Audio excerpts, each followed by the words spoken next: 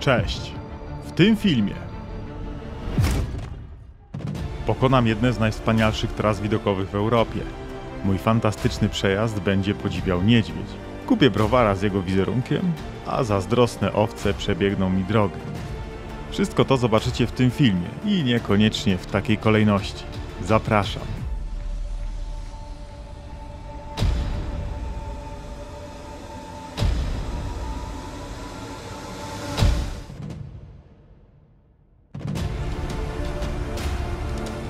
Jest 1 sierpnia, godzina 6:30. Tradycyjnie zaczynam z Krakowa, następnie wskakuję na Zakopiankę, żeby chociaż te pierwsze kilometry do granicy ze Słowacją pokonać w miarę sprawnie. Dalszy plan podróży zakłada, jak tylko to możliwe, trzymanie się z dala od głównych dróg na rzecz tych bocznych i krętych. Bo jak już kiedyś wspomniałem, droga nie powinna liczyć się mniej niż cel, do którego prowadzi. O całym planie tej podróży opowiem wam nieco później, a tymczasem przenieśmy się o godzinkę do przodu.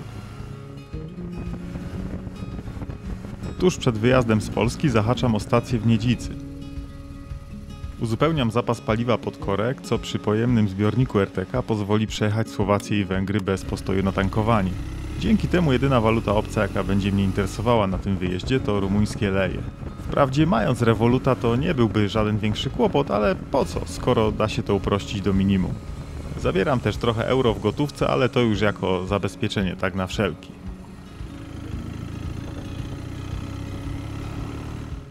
Wjeżdżam na Słowację. Od domu jadę w założonej przeciwdeszczówce, bo prognoza pogody na pierwsze 200 km była taka po góralsku. Czyli, że będzie padać albo i nie. Szczęśliwie dla mnie nie. Przecinam właśnie pasmo Karpat. Podczas tej podróży przetnę łącznie 4 razy. Całą trasę ułożyłem na 2250 km, tak by wycisnąć z Rumunii to, co dla kierowcy szosowo-turystycznego motocykla najlepsze. Oczywiście moim skromnym zdaniem, bo każdy może mieć swoją filozofię takiej trasy. Ale opowiem wam o mojej, dlaczego właśnie taka, a nie inna. Najważniejszymi atrakcjami, jak nie trudno się domyślić, będzie przejazd trasą transfogaraską oraz transalpiną. A jako, że będę nimi jechał pierwszy raz, to chciałem to zrobić jak najlepiej. Odpowiednia pora dnia, jak i kierunek przejazdu nie pozostają tu bez znaczenia. Opinie większości wskazują, że to transfogaraska jest tą najładniejszą, najwspanialszą, najbardziej widokową. A transalpina to taki Adam Miałczyński rumuńskich tras widokowych. Zawsze drugi. Dlatego też zacznę od niej, od transalpiny. Bo porywając się od razu na danie główne, wszystko co następne mogłoby już tak dobrze nie smakować. Dlatego najpierw przystawka. Ale do transalpiny też trzeba dojechać, więc tutaj mamy przestrzeń, by zadbać o odpowiedni aperitif. A będzie nim przejazd urokliwą drogą przez Park Narodowy Apuseni. Już na mapie jej przebieg przykuł moją uwagę. Wracając nad ranem z dobrej pępkówki od przyjaciela, sam bym lepszego śladu GPS nie zostawił. Biorę w ciemno. A co zostawiam na deser? Po transfogaraskiej zaplanowałem przejazd wąwozem Bikas i następnie kierując się już w stronę Polski zaglądnę na cmentarz. Ten wesoły, w Sapancie. Link do całej trasy macie jak zawsze w opisie.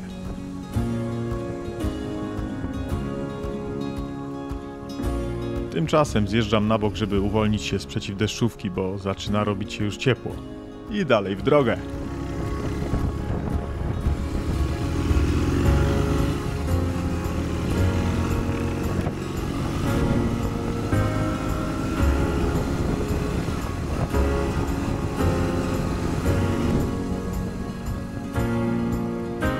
Mam już za sobą 430 km i prawie 6,5 godziny jazdy. Wjeżdżam właśnie na węgiersko-rumuńskie przejście graniczne. Rumunia jest członkiem Unii Europejskiej, ale nadal nie jest w strefie Schengen, więc kontroli nie ominiemy. Na szczęście, jak widzicie, nie ma dużej kolejki.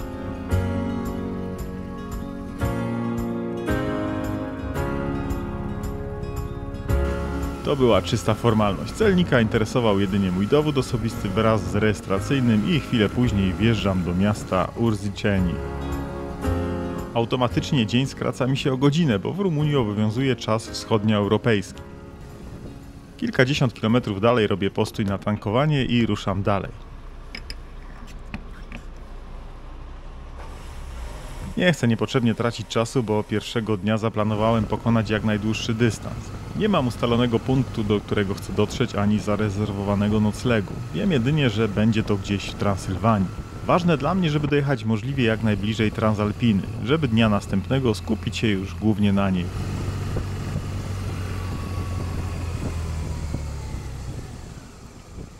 Dobra, czas rozprostować nogi i uzupełnić kalorie. Przy okazji mogę już określić, jak daleko jestem w stanie dziś dojechać. Pada na miasto Alba Iulia. Szybki przegląd ofert noclegowych i zabukowany. Dodaję adres do mojej trasy w nawigacji, jak się później okaże błędny, ale jeszcze o tym nie wiem.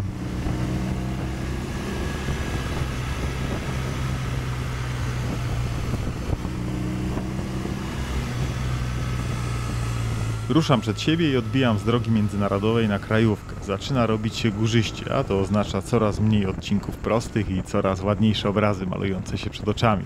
Droga o oznaczeniu 1R, którą teraz jadę, to jest właśnie ten aperitif.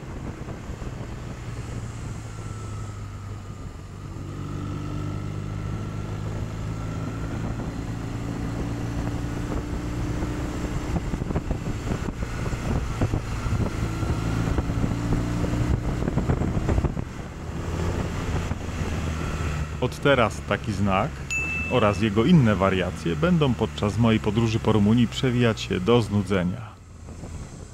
Na ten wyjazd nie zabrałem namiotu. Uznałem, że nie ma to sensu, bo noclegi są tutaj tanie, a kręte drogi przyjemniej będzie pokonywać bez dodatkowych kilogramów bagażu. Choć na początku miałem taki pomysł, że 2 noclegi zrobię na dziko. Niestety tam, gdzie chciałbym nocować, istnieje ryzyko pojawienia się niedźwiedzi szukających pożywienia. A ja nie mam zamiaru odbierać Oscara Leonardowi.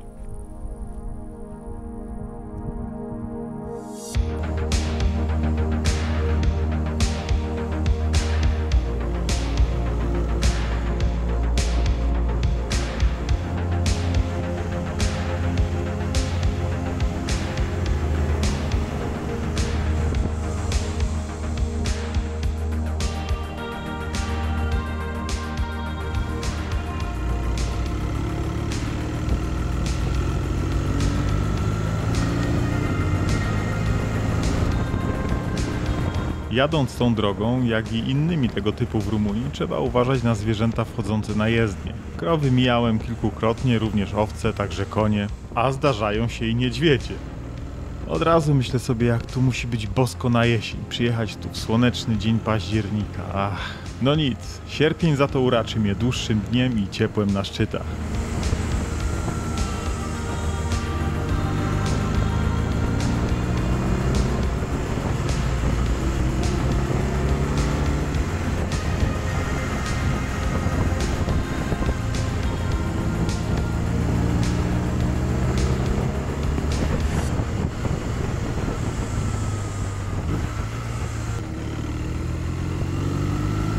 Niewiarygodne, co zapachy potrafią zrobić z umysłem. Dym wypalanej na poboczu trawy, zapach wsi, zwierząt, ściętego drzewa. To wszystko sprawia, że niby jadę teraz na motorze, ale tak naprawdę znów jestem dzieckiem i biegnę za wozem z sianem, tak jak kiedyś podczas beztroskich wakacji na wsi. Dla takich doznań warto wsiadać na motocykl i wyjeżdżać jak najdalej od miasta.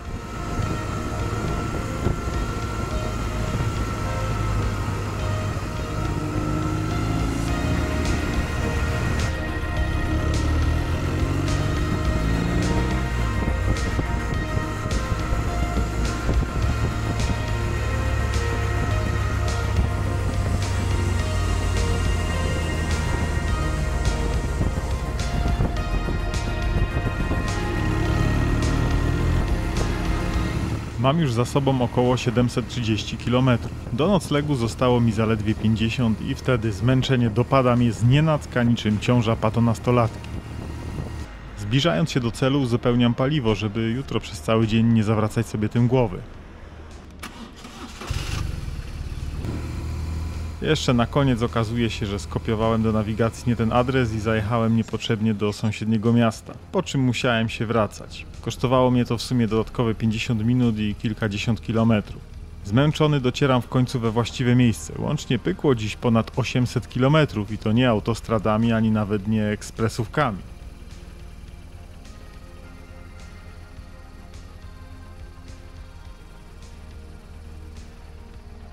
A oto mój pokój. Niestety nie do końca byłem zadowolony. Mimo otwartego okna trochę przykry zapach w środku. Materac wyruchany i skrzypiący, chyba kupiony na OLX-ie od Saszy Grey. Mówię niestety, bo właściciel spoko gość, motocyklista zresztą. A sam obiekt bardzo ciekawy.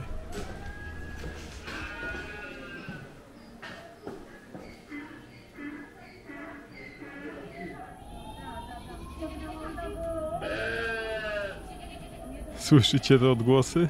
Mówiłem, że obiekt ciekawy. Właściciel ma tu cały zwierzyniec. Fajne miejsce dla rodzin z dziećmi, pod warunkiem, że inne pokoje trzymają standard. No nic, idę spać, bo jutro chcę wstać o 6, żeby mieć puściutką Transalpinę tylko dla siebie.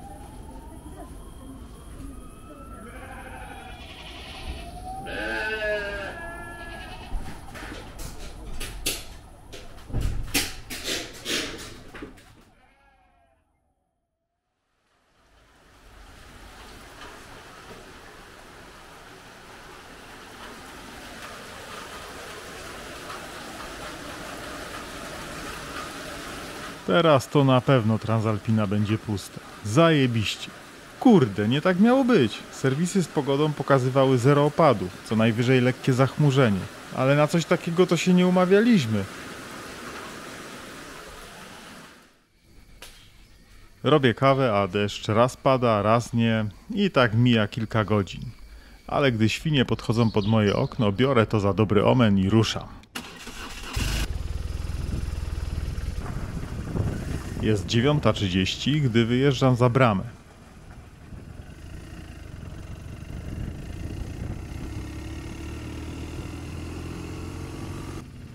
Przedzieram się przez miasto i wjeżdżam na Transalpinę.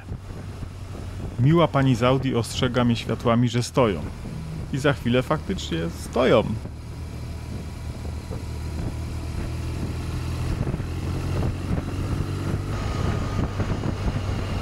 Dobrze, że nie zaufałem świniom i założyłem przeciwdeszczówkę.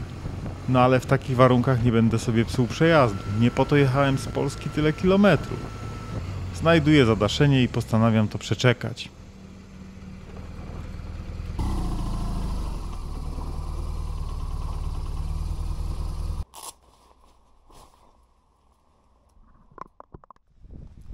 Raptem 30 minut czekania i wszystko się zmienia na dobre.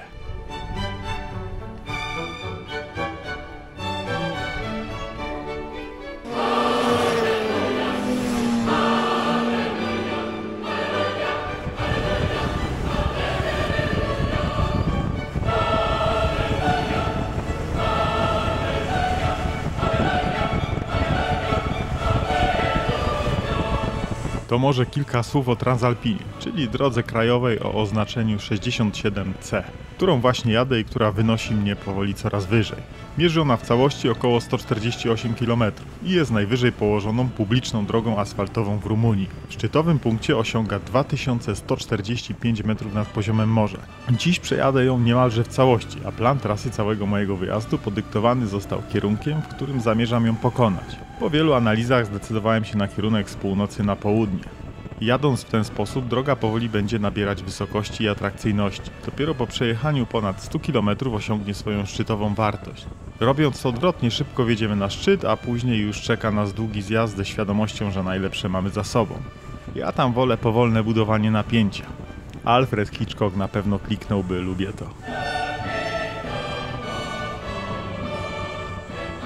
Transalpina jest uznawana za najstarszą drogę biegnącą przez Karpaty i jedną z najstarszych w Europie. Oczywiście nie mówimy tu o wydaniu asfaltowym, bo z taką nawierzchnią na całej jej długości została oddana dopiero pod koniec 2012 roku. Sięgając do korzeni, to początek tej trasy datuje się na okolice I i II wieku naszej ery, kiedy to wytyczyli ją Rzymianie. No muszę przyznać, że mieli łeb nie tylko do filozofii i sztuki. Dziękuję wam za tę drogową ekstazę. W czasie I i II wojny światowej Niemcy utrzymywali trasę dla potrzeb militarnych. Pamiętam, gdy dawno temu pierwszy raz usłyszałem o Transalpinie, to byłem przekonany, że to jakaś trasa biegnąca przez Alpy. Ale nie przyszło mi na myśl, że może chodzić o Rumunię i Karpaty. Dlaczego więc nie nazywa się jej Transkarpatką? Co wydaje się bardziej pasujące? Odpowiedź jest prosta. Karpaty Południowe, które przecina, nazywane są mianem Alp Transylwańskich. I wszystko jasne. Warto pamiętać, że droga zazwyczaj jest nieprzejezdna przez większą część roku, a długo zalegający śnieg i wczesne jego opady potrafią sprawić, że czas, w którym będzie otwarta, potrafi skrócić się nawet do 4 miesięcy.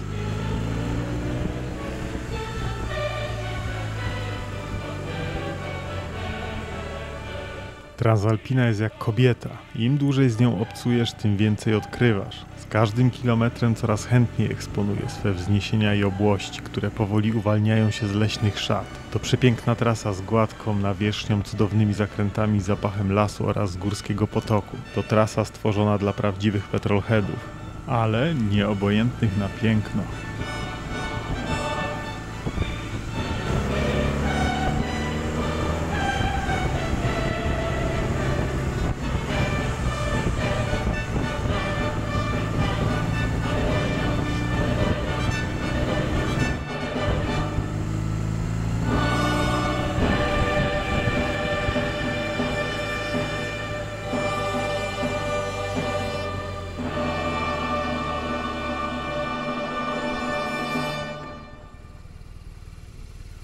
I dotarłem do najpopularniejszego punktu widokowego tej trasy. A same widoki? Wyborne, nie ma co.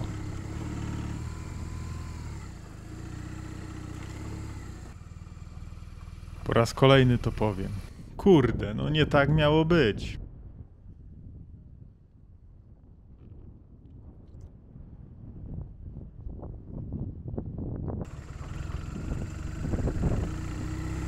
No nic, postanawiam wrócić do miejsca poniżej tej mgły i poczekać aż przejdzie.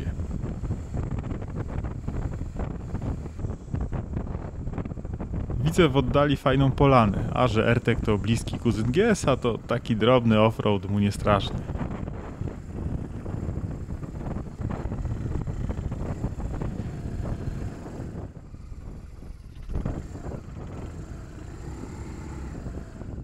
No, tutaj lepiej, ale mgła na górze trzymała jeszcze z kilkadziesiąt minut, by w końcu z pomocą wiatru rozejść się na dobre.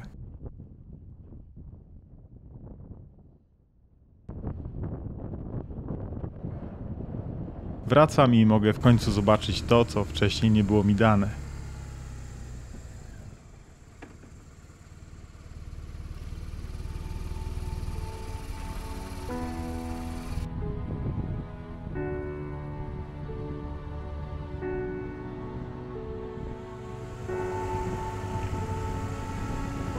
No i w końcu mam pogodę, o jakiej marzyłem. Coś wspaniałego jeździć sobie motocyklem po górskich szczytach.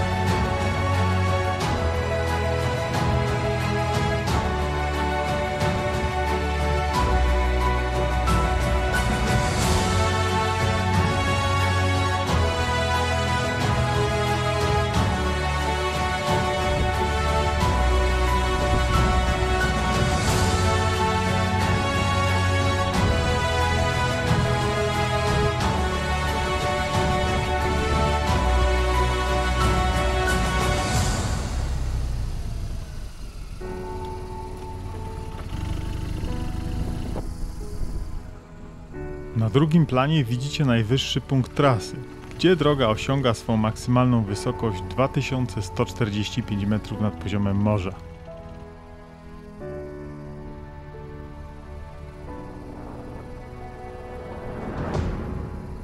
Chciałem zrobić tu przerwę i coś ugotować, ale pizga wiatrem i tak średnio przyjemnie. Chłodno, szumi w uszach. Jadę dalej.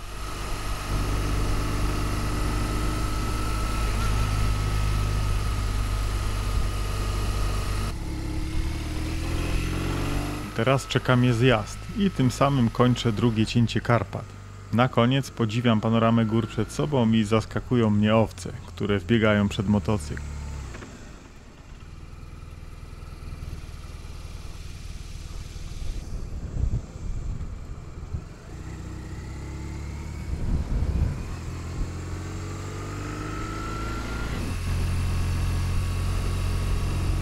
Widać, że infrastruktura przy Transalpinie mająca służyć turystyce cały czas się rozbudowuje. Powstających obiektów widziałem tu sporo i nie ma się co dziwić. Trasa ta przyciąga sporo turystów. Przyciągnęła i mnie, na którym największe wrażenie zrobił długi podjazd od północnej strony.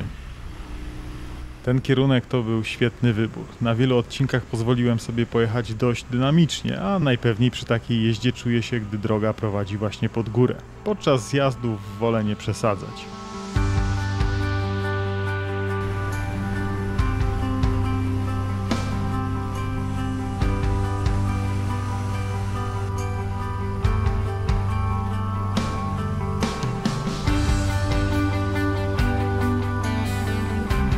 W tym miejscu opuszczam Transalpinę. Pomijam jej ostatnie 10 km, bo nie ma już tam dla mnie nic ciekawego, a skróci mi to drogę do crème de la crème tego wyjazdu, czyli trasy transfogaraskiej, do której teraz się udaję, a z tego miejsca dzieli mnie dystans zaledwie 130 km.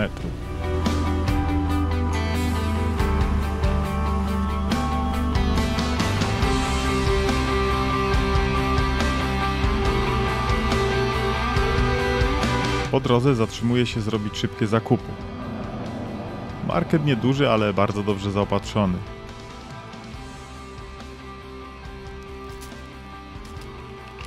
Oprócz jedzenia kupuję sobie też pamiątkę z tego wyjazdu. Produkty lokalne oczywiście.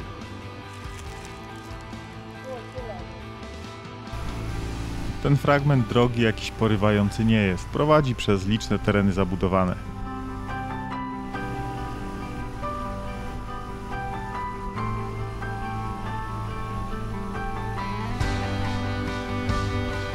Będąc u celu, tankuję przed jutrzejszym dniem. Tym razem wybieram paliwo 100-oktanowe. W końcu jutro znów będę pijał się na szczyty. Zobaczymy, jak się sprawdzi.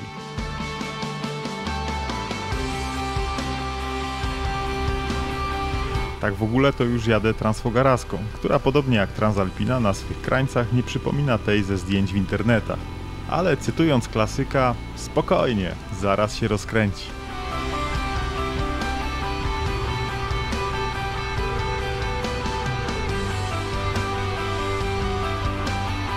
Nocleg na dziś zabukowany przy samej trasie transfogaraskiej. Właśnie go mijam. Zamelduję się później, bo chcę wykorzystać resztki pięknego popołudnia i zobaczyć największą zaporę wodną w Rumunii, tworzącą jezioro Vidraru, której koroną przebiega właśnie trasa transfogaraska. Od noclegu mam do niej raptem około 11 km.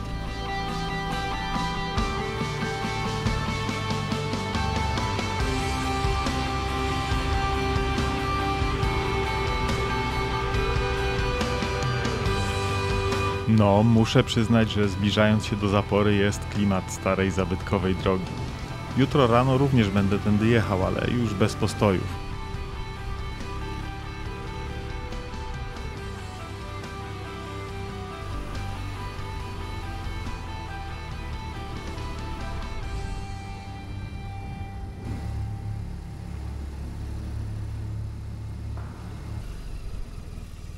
Pół kilometra przed jeziorem postanawiam się zatrzymać na ujęcia z drona. Ale jednak zmieniam zdanie.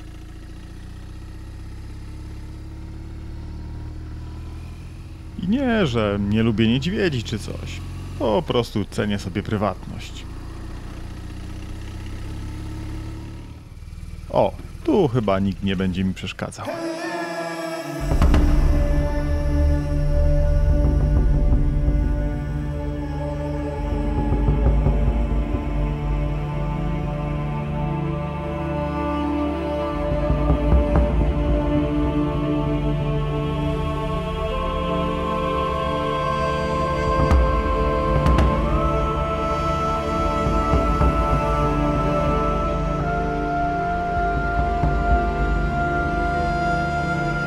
Ta największa rumuńska zapora mierzy ponad 166 metrów wysokości. Budowa trwała prawie 6 lat i zakończyła się w 1966 roku.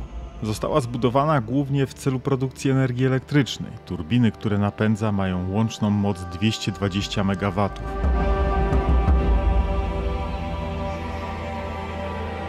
W 2011 roku Rumunię odwiedziła ekipa Top Gear. Słynna trójka prezenterów nocowała pod tą zaporą, o tam na dole. A przynajmniej tak to było pokazane w odcinku.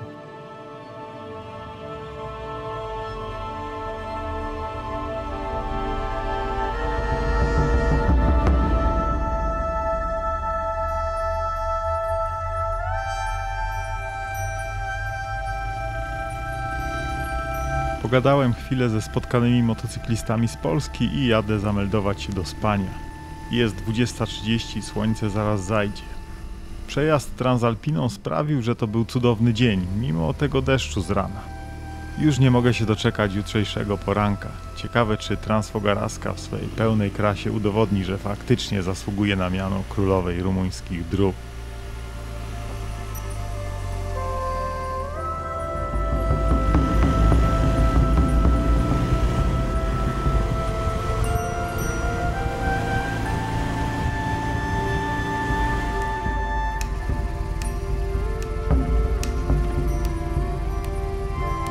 I oto mój nocleg na dziś. Jego nazwę oraz miejscowość macie właśnie na ekranie. Ze swojej strony bardzo polecam. Właściciele od razu zaproponowali, żeby motocyklem wjechać pod dach.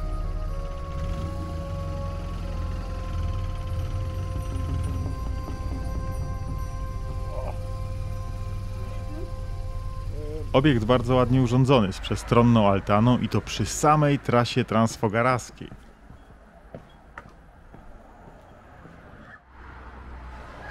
Do dyspozycji gości wspólna kuchnia wyposażona w podstawowe sprzęty. Ale co najważniejsze, pokój z bardzo wygodnym łóżkiem, czysty, pachnący.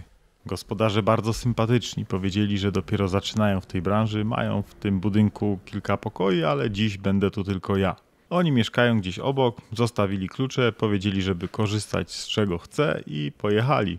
No szkoda, że jestem tak zmęczony, bo bym zrobił imprezę. To chociaż wezmę coś na sen. No to jednak mojej pamiątki do Polski nie dowiozę.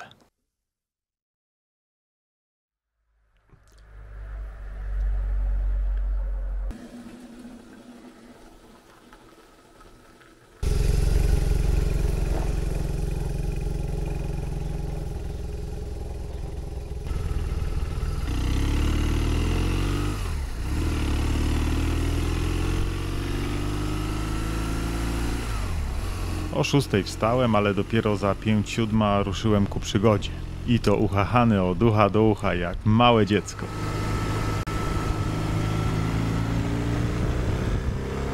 Zbliżam się do zapory, na której byłem wczoraj. Po lewej stronie drogi mijam usytuowane wysoko na wzgórzu ruiny twierdzy Poenari, należącej niegdyś do Włada Palownika, zwanego też Drakulą, którego przydomek stał się inspiracją dla chyba wszystkim bardzo dobrze znanej postaci literackiej.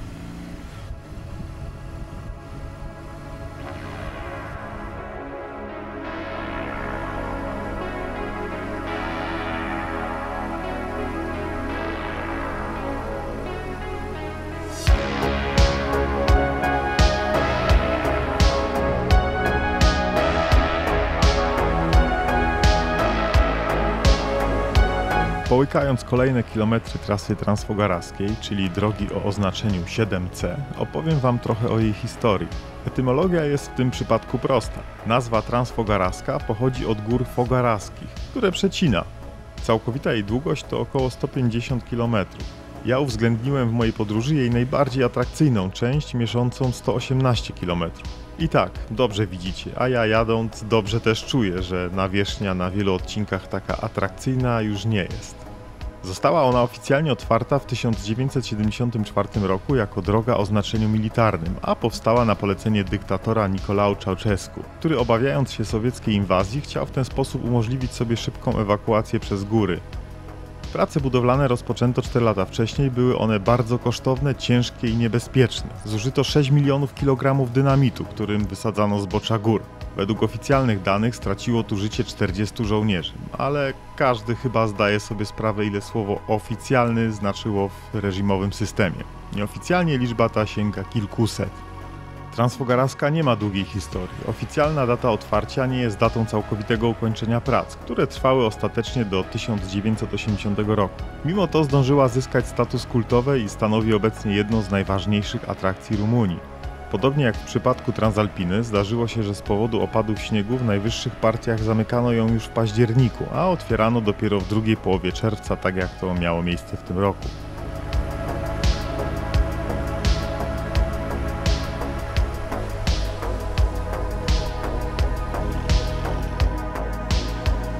Zbliżając się do szczytu, nachodzi mnie refleksja, że coś tak wspaniałego jak ta trasa, czy tak imponującego swą wielkością i bezsensem jak monstrualny pałac parlamentu w Bukareszcie, który jest najcięższym budynkiem świata i drugim po Pentagonie największym budynkiem administracyjnym na świecie, nie powstałby, gdyby nie megalomania odklejonego od rzeczywistości Ceausescu, którego kompleksy i lęki pochłonęły wiele ludzkich istnień i doprowadziły społeczeństwo na skraj ubóstwa. Na świecie jest wiele takich obiektów, których nikt nie potrzebował, a za które zwykli ludzie płacili najwyższą cenę, a dziś stanowią najchętniej odwiedzane atrakcje turystyczne, jak na przykład Wielki Mur Chiński. Zawsze gdy o tym myślę, mam pewien dysonans, ale co zrobić, skoro już stoją, a czasu przecież się nie cofnie, warto je odwiedzać, ale mając w pamięci historię, która za nimi stoi i kto tak naprawdę za to zapłacił.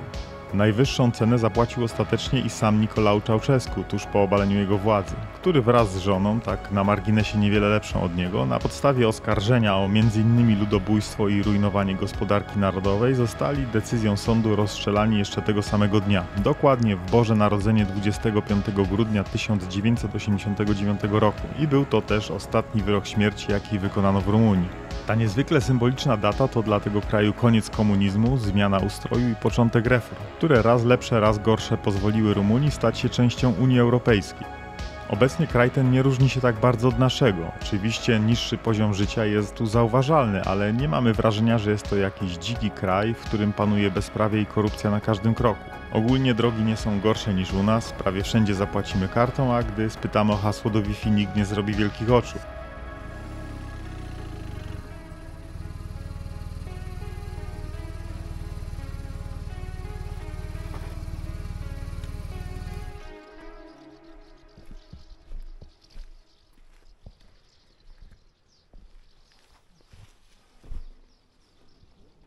Warto było wstać wcześniej, żeby rozkoszować się tym pięknym widokiem i spokojem bijącym od tych gór. Bez tłumów ludzi, którzy jak później sami zobaczycie, zaczną szybko napływać. Od szczytu dzieli mnie już kilkaset metrów. Dopiero co miałem okazję pokonać najwyższą publiczną drogę asfaltową w Rumunii oraz przejechać koroną największej zapory.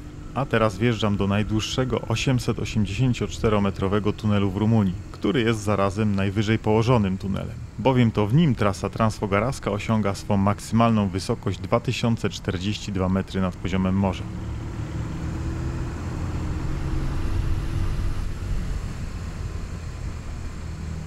Wisienka na torcie czeka na mnie po drugiej stronie tunelu, czyli po północnej stronie Karpat. I nie mam tu na myśli tego okropnego skupiska straganów z pamiątkami.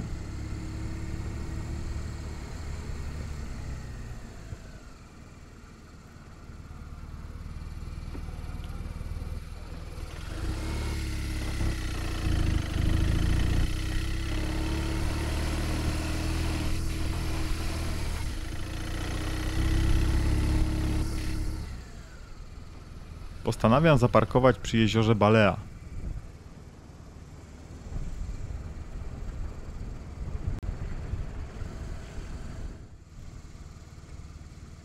Chyba wszystkie parkingi są tutaj płatne, ale ten skrawek pobocza wydaje się nikogo nie obchodzić.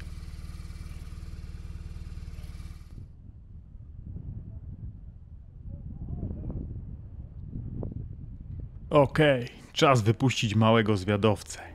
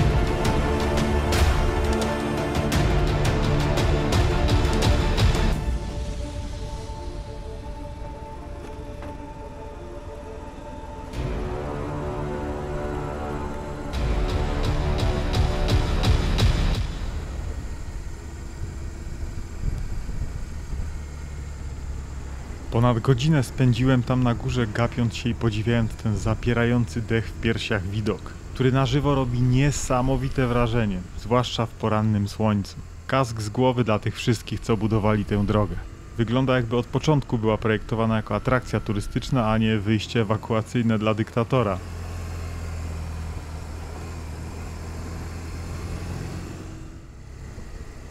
Jeremy Clarkson nazwał kiedyś włoską trasę biegnącą przez przełęcz Stelvio najwspanialszą na świecie, jaką można pokonać samochodem.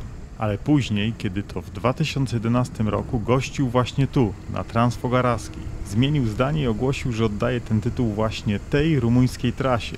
Domyślam się, że nawierzchnia była wtedy w lepszym stanie niż dziś, bo tak naprawdę to jedyny minus tej wybitnej drogi.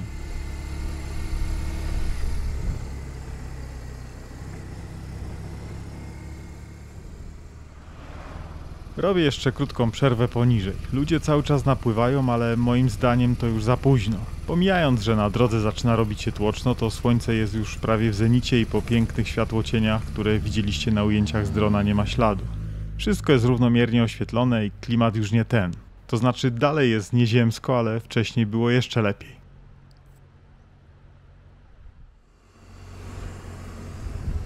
W pewnym momencie stwierdzam, że czas już w drogę. Auta do góry jadą nieprzerwanie i w końcu ci pierwsi zaczną zjeżdżać. A ja lubię cieszyć się pustą drogą.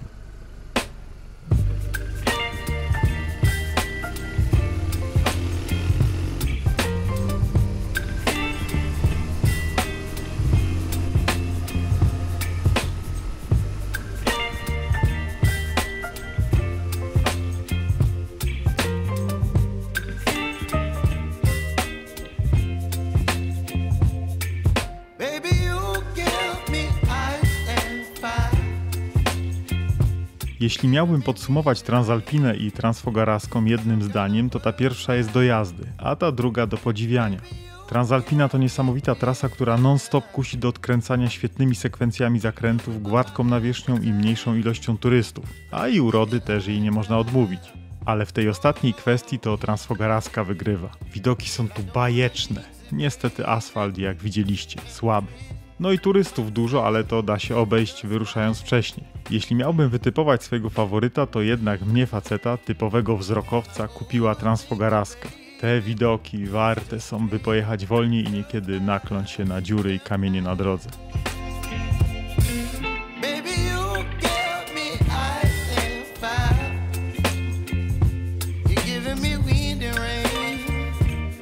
Współczuję tym motocyklistom, co jadą teraz w tej kolumnie aut, a wystarczyło wstać wcześniej. I mówię to ja, typowy nocny Marek, co późno chodzi spać i rzadko wstaje przed 9.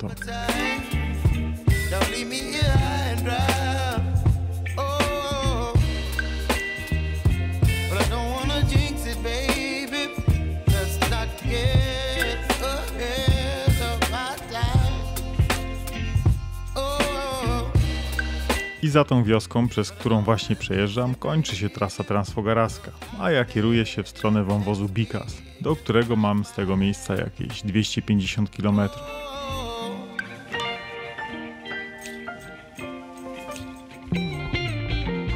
To jest też dobry moment, żeby się z wami pożegnać, ale nie na długo, bowiem dalsza relacja z mojej rumuńskiej podróży pojawi się niebawem, w kolejnym filmie. Będzie to część druga i zarazem ostatnia i obiecuję, że krótsza niż ta. W drugiej części zrobię też podsumowanie kosztów, ile paliwa zużyłem i tak dalej. Powiem też kilka słów, jakie wrażenia zrobił na mnie ten kraj i jego mieszkańcy. Także jeśli jeszcze nie subskrybujesz, to zrób to koniecznie. I koniecznie z dzwoneczkiem.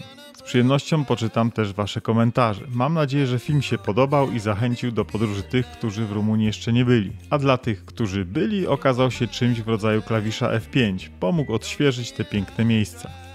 I tradycyjnie już przypominam, link do całej trasy macie w opisie.